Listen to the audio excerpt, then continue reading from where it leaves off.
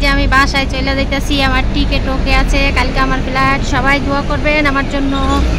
এখন হচ্ছে এখান থেকে কিছু আনবো, খেলনার দোকান। আমার টিকিট ওকে আছে, 22 তারিখে ফ্লাইট, কিন্তু খুব আতঙ্কে আছি কিভাবে যাব, কিভাবে কি করবো। এই যে এখানে মানুষজন আছে। আমি এখান থেকে হচ্ছে মোবাইলে কার্ড ভরার জন্য কার্ড আনতে দিছি ব্যাটারে, বুঝছেন। 20 টাকা দিছি, হয় না, আবার আসছে 2 টাকার জন্য। আগে দেখলেন না, আইসে করে দিয়ে দিলাম। আরে কিপটা আমার এতগুলা টাকা আটকে রাখছে। এখানে হচ্ছে খেলনার গাড়ি টাড়ি, এখান থেকে হচ্ছে সবাই গাড়ি ঘোড়া নেয়, কিনে কিনতে হয়েছে আসতেছে। আসসালামু আলাইকুম ওয়া রাহমাতুল্লাহি ওয়া বারাকাতুহু। আমার প্রিয় ভাই বোনেরা যারা আমাকে সাপোর্ট করছেন, আপনাদের সবাইকে অসংখ্য অসংখ্য ধন্যবাদ। তো অনেকে জানতে চেয়েছেন, কমেন্টস করছেন, আমি দেখছি যে আমি বাংলাদেশে যাইতে পারবো কিনা, আমি কিভাবে যাব। আপনারা আমাকে নিয়ে অনেক টেনশনে আছেন, সেই জন্যই এই ভিডিওটা করা। তো ফাইনালি আমি বাংলাদেশে যাচ্ছি আলহামদুলিল্লাহ। আমি 22 তারিখে এই সৌদি আরবের বাসার থেকে 10টা বাজে বের হয়ে যাব। কিন্তু আমার হচ্ছে বাংলাদেশে যাওয়ার পরে আমার কপালে কি আছে আমি সেটা জানি না।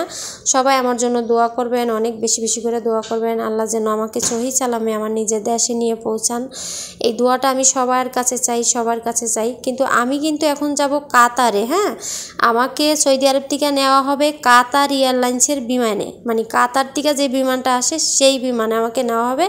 কাতারে নিয়ে হচ্ছে নামায় রাখবে, কয়েক ঘন্টা বসায় রাখবে, তারপরে হচ্ছে বাংলাদেশের বিমান যদি আসে তাইলে আমি যেতে পারবো। তারপরে যাওয়ার পরে বাংলাদেশে আমার সাথে কি ঘটবে, কি হবে, সেটা তো আমি আপনাদেরকে জানাইতে পারবো না। যখন তখন হয়তো আমি কোনোভাবে ভিডিও করতে পারবো, যেহেতু আমার হাতে একটা মোবাইল আছে, পরে হয়তো দেখে নিতে পারবেন। যেই পর্যন্ত বাংলাদেশে নেটওয়ার্ক কোনোটাই এখন নাই। তো সবাই দোয়া করবেন আমি যেন সহি সালামে যেতে পারি, আল্লাহ যেন আমাকে সহি সালামে আমার মায়ের বুকের সন্তান বাড়িতে যেতে পারি। আমি আর কতটুকু টেনশনে আছি, আমার পরিবার আরও বেশি টেনশনে আছে, কারণ তারা জানতো যে আমি 22 তারিখে বাংলাদেশে যাব, এতটুকুই। কিন্তু কয়টা বাজে যাব, কয়টা বাজে কী করব, আর এরা আসলে রোড গার্ড দিয়ে আসতে পারবে না আইসা বৈশা থাকে সেটাও জানি না। যেহেতু আমি তো যাব কাতারের থেকে কখন আমাকে নেওয়া হয়, একদিন পরেই নেওয়া হয় না 2 দিন পরেই নেওয়া হয়, যেহেতু বাংলাদেশে এখন হরাত পইরা রয়েছে, মরা রয়েছে। তো যাই হোক, দুঃখের সাথে বলতে চাই যে আল্লাহ যেন আমাদের বাংলাদেশটাকে সহি সালামে উদ্ধার করেন। তো এই তো রোড গার্ড দিয়ে গেছি, এরা হইলো আমার বাংলাদেশি ভাইরা আছে, পাকিস্তানিরা আছে। এই যে রোড গার্ড ঝাড়ু দিতেছে, কেউ হচ্ছে কাজ শেষ করে দাঁড়ায় আছে। বাংলাদেশের ভাইয়েরাও কিন্তু এই সৌদি আরবে এখন আর ভালো নাই, অনেক চিন্তিত আছে। কারণ হচ্ছে সৌদি আরবে অনেক ভাইদেরকে গ্রেপ্তার করেছে আন্দোলন করার অপরাধে। কারণ সৌদি আরবের মানুষগুলো আরব দেশের মানুষ হইতে পারে, এদের মন মানসিকতা কিন্তু অন্য কান্ট্রির মানুষের মতো না। মানে এরা হচ্ছে শুধু নিজের স্বার্থটাকে খোঁজে, অন্যের কি হলো না হলো সেটা ওদের দেখার বিষয় নাই, ঠিক আছে। যেমন ইটালি, লন্ডনের ভাই বোন, এরা নিজ দায়িত্বের থেকে হচ্ছে আন্দোলনে নামছে। আর এই দেশের অমানুষগুলো হচ্ছে নিজেরা তো নামে নাই, আমাদের বাংলাদেশের ভাইরা হচ্ছে আন্দোলন করার অপরাধে এদেরকে হচ্ছে গ্রেপ্তার করা হয়েছে। অনেক ভাইদেরকে গ্রেপ্তার করা হচ্ছে। আমার বাংলাদেশি ভাইদের জন্য আমার তরফ থেকে দোয়া রইল আল্লাহর কাছে, যেন আল্লাহ ওদেরকে সহি সালামে উদ্ধার করেন। দেখেন, এরা আন্দোলন করেছে, এখন কিন্তু এরা গ্রেপ্তার হয়েছে, কেউ যাবে না এদের পাশে। তো সেই জন্য আমি আসলে সতর্কর একটা ভিডিও দিয়েছিলাম যে কেউ যাবেন না, লাইভে এসেছিলাম যে কেউ যাবেন না আন্দোলনে, কেউ যাবেন না এই আরব দেশে, যাবেন না আন্দোলনে। কারণ এটা আমার বাবার দেশ না।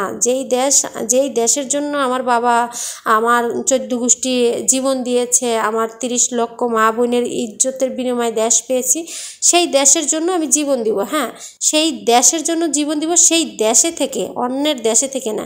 অন্যের দেশে থেকে অন্য দেশের মানুষের মাইরদের খাবো, জেল খাটবো, এরা আমাদেরকে ছোট করে দেখবে। আমার ম্যাডাম যে বিচির কথা বলে জানেন না, অসভ্য মহিলা। এত কি দেশ এটা, কি খরাতি দেশ, আগুন ধরায় দেয়।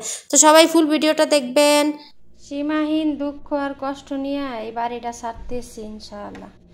আমি হচ্ছে অসুস্থ, আপনারা সবাই জানেন। ম্যাডামের বললাম ডাক্তারের কাছে যাবো, আমার কয় টাকা আছে তোর কাছে? তো আমি কয় টাকা রাখছি, মানে আমার মাল জিনিস যদি বেশি হয়ে যায় সেটা দেওয়ার জন্য। এর কাছে বলে টাকা নেই, অথচ আমার টাকা আটকে দিছে, ঠিক আছে। তো সবাই আমার জন্য দোয়া করবেন, আর যেন না আসতে হয় এখানে। সবাই দোয়া করবেন। আমার প্রবাসী বোনদের উদ্দেশ্যে আমার এই ভয়েস ভিডিওটা, যারা প্রবাসে আছেন বা আসছেন নতুন বা চইলা যাবেন, যাওয়ার আগের দিন মনে করেন বাড়িঘর একদম সুন্দর করে পরিষ্কার করে থুয়ে যাবেন। এটা হচ্ছে আপনার ইমানের দায়িত্ব, ঠিক আছে। যেমন যাওয়ার পরে ওরা কিন্তু সব জিনিস দেখে, একটা জিনিস যদি একটু ময়লা দেখে তাইলে মনে করেন ভাববে যে কি আপনি যতদিনই ওদের বাসায় ছিলেন ততদিনই আপনি এইভাবে কাজ করছেন, ঠিক আছে। তো আমি জানি আমার ম্যাডামের মেয়ের বাসার থেকে আমার এক বান্ধবী গেছে, আপনারা জানেন ওর বেলায় আমি অনেক কথা বলছি যে ওর ম্যাডামেরা কি বলছে। ওরে আমার বাসায় হচ্ছে 2 মাস রাখা হয়েছে, 2 মাস আমার বাসায় রাখা ওর ম্যাডাম হচ্ছে ওর বাসা সমস্ত চেকিং দিছে, অর্থাৎ চেক করছে বাসায় ও কি কাজ করেছে। কারণ ম্যাডাম তো যাইতো ওই যে স্কুলে, ম্যাডাম আনছিল স্কুলের টিচার, তারপরেই তো ওই যে দেখছেন যে ও হচ্ছে বাথরুম পরিষ্কার করতো না, বাথরুমের যে মেডিসিনগুলো আইনা দিছিল সেগুলো সবই সেভাবেই রয়েছে। তো একটা কাজ করবেন, যদি আপনি দেখেন এত বেশি লাগে না তারপরেও চেষ্টা করবেন যে কি অনেক বেশি বেশি করে দিয়ে শেষ করে ফেলাইতে, হ্যাঁ। তাইলে হয়েছে কি ওরা হচ্ছে যে আমি আইনা দিছি এটা শেষ হইল না কেন, এটা দিয়ে মনে পরিষ্কার করে না, হ্যান ত্যান, এগুলো না আরবির জাত, তো এদের স্বভাবই এটা, ঠিক আছে। এরা হচ্ছে কথায় আছে না, সামনে দিয়ে যদি মশাটা যায় কয় হাতিটা গেছে, আর পিছন দিয়ে যদি হাতিটা যায় কয় মশাটা গেছে, সেই দশা হয়েছে আরব দেশের মাইসের, বুঝছেন। তো আমি হচ্ছে কালকা সকাল 10:30 বাজে বাসার থেকে বের হয়ে যাব ইনশাল্লাহ, সবাই দোয়া করবেন। এখন এইখান থেকে তো যেতে পারবো বললো, টিকিট অফিসে গেলাম, কিছু কোনো সমস্যা নাই, কিন্তু বাংলাদেশে তো কারোর সঙ্গে আমি যোগাযোগ করতে পারতেছি না। তো দেখা যাক ওইখানে যাওয়ার পরে একটা ব্যবস্থা হইবই, যেহেতু এটা আমার নিজের দেশ, কেউ না কেউ আগায় আসবে ইনশাল্লাহ। সবাই দোয়া করবেন যাতে সহি সালামে যেতে পারি। আর যদি এই আন্দোলনের মুখে পড়ে মৃত্যু হয়ে যায় তাহলে মনে করবো যে কি আমাকে আল্লাহ টেনে আনছে আমার নিজের দেশে, যেন আমার মৃত্যু হয় বা কিছু আমার একটা দুর্ঘটনা ঘটে, সেটার জন্য আমি প্রস্তুত আছি, ঘাবড়াই না ইনশাল্লাহ। কারণ মানুষ তো মরণশীল, তাই না, মরতে হবেই, কেউ বলতে পারবে না যে আমি এই দুনিয়া ছাড়বো না, হয়তো একদিন আগার একদিন পিস, ঠিক আছে। তো সকলে দোয়া করবেন আল্লাহ যেন আমাকে সহি সালামে বাড়ি নেয়। তো একটা আপাকে দেখলাম আমার ভিডিওতে হচ্ছে আয়শা কমেন্টস করছে, আপনার জন্য কি দোয়া করব, আপনি মানুষকে শুধু গালিগালাজ করেন। আমি কি কাউকে অযথা গালিগালাজ করি? হ্যাঁ, আমি কাউকে অযথা গালিগালাজ করি? আমি তো তোমাদের মতো ঘুষখোর না, ঠিক আছে, তোমাদের মতো ঘুষখোর না। দেখো না বাংলাদেশের বড় বড় সেলিব্রিটিরা, ইউটিউবাররা, ফেসবুক পেজওয়ালারা এখন চুপ, এখন একদম চুপ। আর আমাদের তো সেরকম, আমরা তো সেরকম ভাইরালও কিছু না, ভাইরাল কোনো পার্সেনও না, তারপরেও তো কথা বলতেছি। জীবনের ভয় করি না, জানের মায়া করি না, কারণ ওইটা আমার দেশ, ওইখানে আমার বাবা মা আছে, ওইখানে আমার ভাই বোন আছে, ওইখানে আমার সন্তান আছে, আমার নিজের ভয় করে কোনো লাভ আছে? তো তোমরা হইলা অমানুষ, ঠিক আছে, যারা হচ্ছে অন্যায় দেখে চুপ থাকো, তোমাদেরকে আসলে কি বলবো, তোমরা হচ্ছে অমানুষের চিকো আরও ভয়ঙ্কর কিছু যদি থাকে পৃথিবীতে, সেই মানুষের কাতারে তোমাদেরকে রাখা উচিত, ঠিক আছে। এই যে বাংলাদেশের এখন তহিদ আফ্রিদি, তারপরে আরও যে বড় বড় ইউটিউবার তাসমিম, তারপরে হচ্ছে আরও অন্য অন্য ইউটিউবারদের নাম আমি অত কিছু জানি না, আমি ওদের ভিডিও বেশি একটা দেখি না, যেটা কথা, কারণ ওদের এই লাপালাপি ফালাফালি এগুলো আমার দেখতে ভালো লাগে না। আমি সবসময় বাংলাদেশে অসহায় মানুষের ভিডিও দেখি, কি জানি বলে, এই যে ফিরাজ না কি জানি, ফিরেজ, ইমোশনাল ফিরেজের ভিডিও দেখি অনেক বেশি, যদিও আমি আসলে নাম টাম তত বেশি একটা মনে রাখি না। তো এদের ভিডিও আমি দেখি বেশি, ঠিক আছে। তো সেই ছেলেটাও এখন কোনো করতেছে না, কারণ সে তো এগুলো নিয়ে কাজ করতো না, সে সবসময় অসহায় মানুষ নিয়ে কাজ করতো। তারপরেও আমার মনে হয়েছে কি আগায় আসা উচিত, যে আমার দেশ এভাবে ধ্বংস হয়ে যাচ্ছে। তারা কিন্তু নেট ঠিকই ব্যবহার করতেছে, ঠিক আছে, তারা নেট ব্যবহার করতেছি কিভাবে, কারণ বাংলাদেশে অনেকভাবে অনেক মানুষ পলিটিক্স খাটায় হচ্ছে নেট ঠিকই ব্যবহার করতেছে, হ্যাঁ। যেমন 3G 4G এগুলো হচ্ছে বন্ধ, আর যারা বুঝে তারা তো 2G সেটাকে চালু করে আছে, সেটা চালু করে রাখলে হয়তো কথা বলা যায়, বিভিন্ন দেশে ভিডিও বানানো যায়।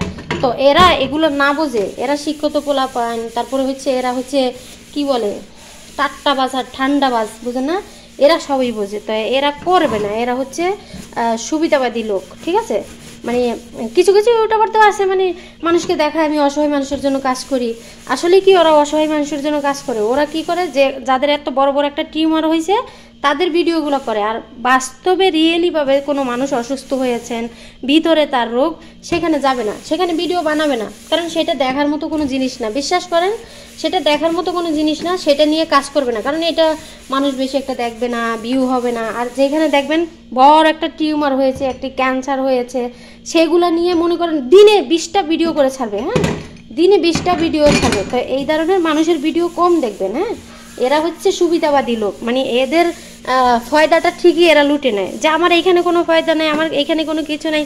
এখানে ফয়দা নেই কেটা বলছে?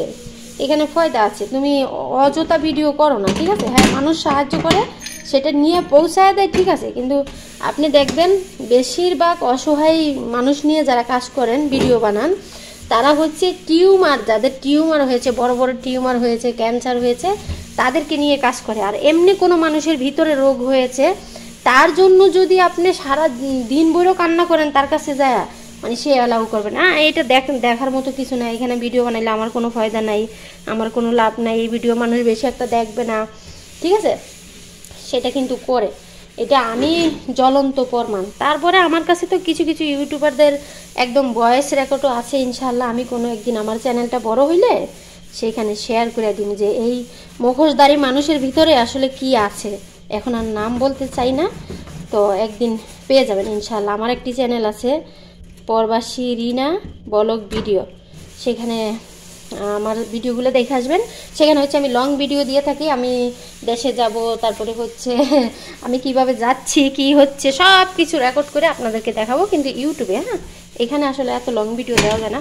তো এই চুলাটাকে ভালো করে একদম ধুলাই ফেলাই করে রাখা যাইতেছি, আমি যাওয়ার পরে যেন কেউ না বলতে পারে চুলা টুলা ময়লা আছে। এই যে এখন পরিষ্কার করবো, সকালে আবার একবার মোছা দিব, বাস হয়ে যাবে। সকালে হালকা পাতলা মোছা দিলেই হবে। এখন আবার কিছুক্ষণ পরে গাওয়াটাও আবার বানাইতে হবে না, মাত্র রান্না বান্না শেষ করলাম। সবাই আমার জন্য দোয়া করবেন, সকলে আমার জন্য দোয়া করবেন। দেখেন ফল ফালায় রাখছি, আর বাংলাদেশে গেলে আরে এই ফলকে কত মিস করবো আমি।